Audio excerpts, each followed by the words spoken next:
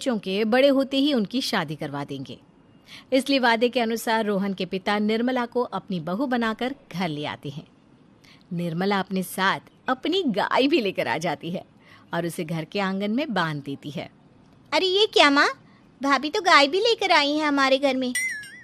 अभी घर में गाय बंधी देखकर आस पड़ोस के लोग तो हमारा मजाक उड़ाएंगे ना।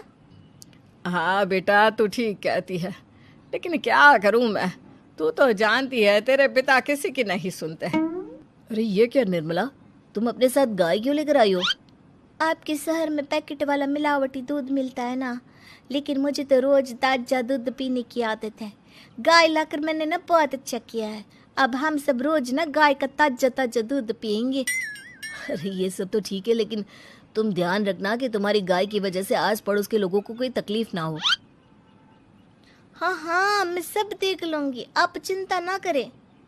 कुछ दिन बीत जाते हैं। फिर एक दिन, चल बहू, आज हमें बाजार से सब्जी खरीदने जाना है। उसके बाद सुनीता निर्मला को बाजार में ले जाती है। सब्जी के महंगे दाम देखकर निर्मला के तो होश उड़ जाते हैं। ये क्या माँ जी, 1000 रुपये की सब्जी, ये तो बहुत ही ज्यादा है। अब क्या करे बहू, शहर का तो यही हाल है।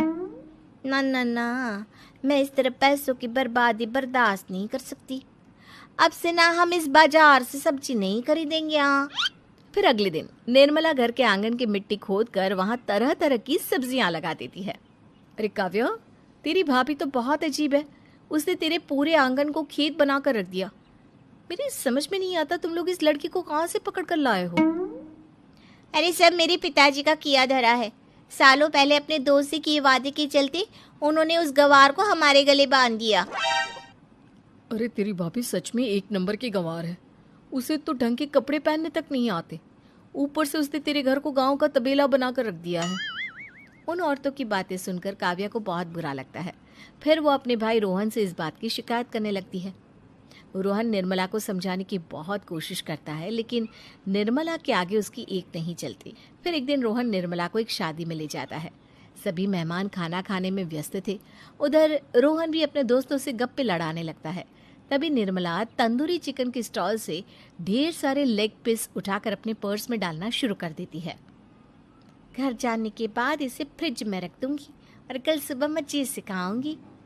फिर खाना खाने के बाद दोनों पति पत्नी वहां से जाने लगते हैं, लेकिन तभी दुल्हन का भाई उन्हें रोक लेता है। अरे ये सब क्या है? मैंने यहाँ खाना खाने के लिए सबको बुलाया था, खाना चोरी करने के लिए नहीं। तुमने पर्स में जो चिकन के लेग पीस छुपा रखे ना, चलो बाहर निकालो उन्हें। दुल्हन का भाई फौरन निर्मला से पर्स छीनकर सारे लेग पीस बाहर निकाल लेता है।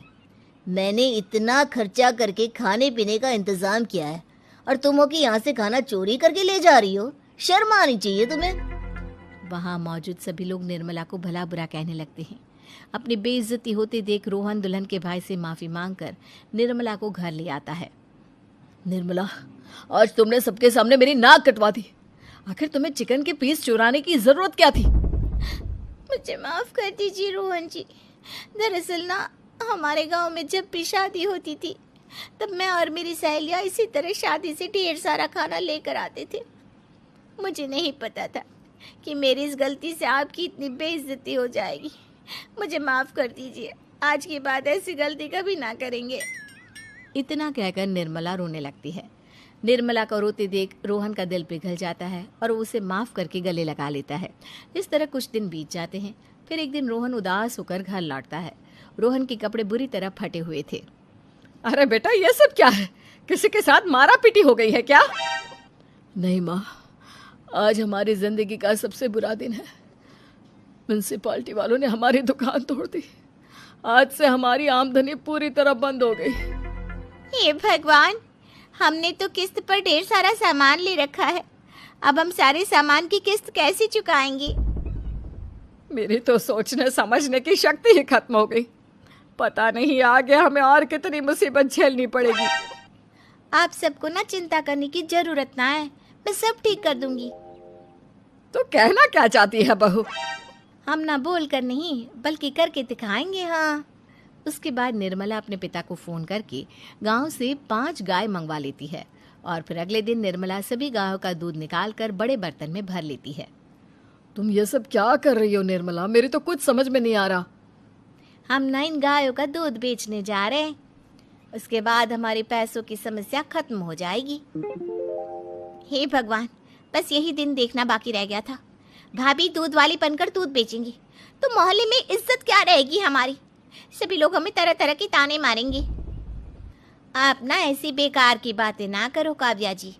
जब जेब का पैसा और पेट की रोटी छिन जाती है तो इंसान पहले अपने और अपने परिवार के बारे में सोचता है। और वैसे भी जिस काम से हमारा घर चले उसकी कभी ना बुराई नहीं करनी चाहिए। फिर निर्मला दूध के 2 बड़े बर्तन साइकिल के दोनों तरफ लटकाकर मोहल्ले में घूमने लगती है। दूध ले लो, दूध, गाय का ताजा ताजा दूध ले लो, बिना मिलावट का शुद्ध दूध ले लो, चलो चलो आओ भाई जल्दी ले लो। तभी निर्मला के पास कुछ औरतें आती हैं। अरे तुम तो सुनीता की बहू हो ना, तुम इस तरह सड़क पर दूध क्यों बेच रही हो? निर्मला उन दोनों औरतों को अपने घर के हालातों के बारे में सब बता देती है। देखिए, मैंने ना अभी अभी गाय का ताजा दूध निकाला है। आप सब तो रोज पैकेट का दूध पीती हो, आज गाय का ताजा दूध पी कर देखिए, इसकी ना बात ही कुछ और है। हाँ बहू, मुझे तुम्हारी बात समझ में आ गई। लाओ, मुझे 2 लीटर दूध दे दो। उस औरत की देखा देखी बाकी औरतें भी निर्मला से दूध खरीदना शुरू कर देती है।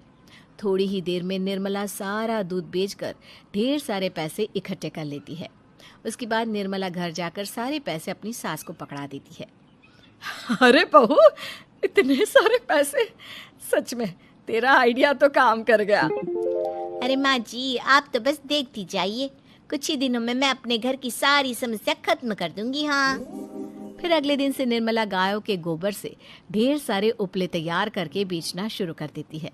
निर्मला को पैसे कमाते देख रोहन के अंदर भी हिम्मत आ जाती है और वो भी दूध बेचने का फैसला करता है।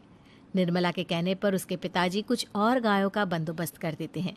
इस तरह दोनों पति पत्नी मिलकर दूध बेचना शुरू कर देते हैं। कुछ ही महीनों में उनका दूध का व्यापार खूब फल फूल जाता है। इसके चलते रोहन एक बड़ी दूध की डेयरी भी खोल लेता है। पिताजी, जब आपने निर्मला से मेरी शादी करवाई थी तब मैं मन ही मन आपको कोसा करता था, लेकिन आज मेरी समझ में आया कि आपका फैसला बिल्कुल सही था। आज अगर निर्मला ना होती तो पता नहीं हमारा क्या हाल होता। हाँ बेटा, तू ठीक कहता है। हमारी बहू ने तो हमें उजड़ने से बचा लिया। भगवान ऐसी बहू सबको दे।